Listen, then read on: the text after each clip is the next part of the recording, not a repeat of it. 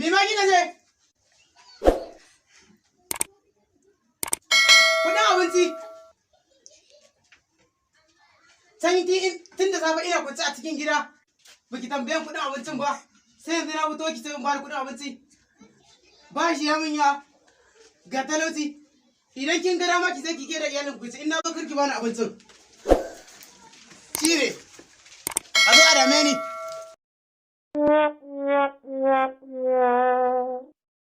Ai wannan haka ake rayuwa.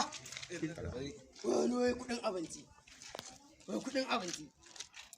Ina tunanin a wannan gidan duk bayan kwana 3 na 4 ya dora abinci a cikin gidan nan. Kana ganin jibata ganin riga ta ma ai. Har a dawo mutum da kudin abinci. Bari ma in je wajen mai shago ga 103 nan na san na samu tiyar garin kwaki.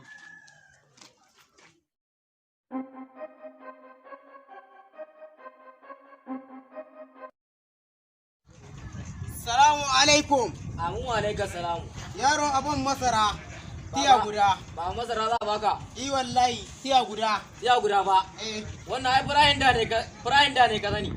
Yanzu ai masara ai yanzu ta wuce wannan kudin baba. Yanzu masara ya ka ba ni da 1,000 da naira 20. Za a baka tiya guda. Ai 300 take tiya ko? Wata irin 300? Mana. Tanan da ne ka mata. Kai yanzu yaro dan masifa. A ce masara yanzu har ta zo 1,200 kwanan guda. Ku dai yanzu.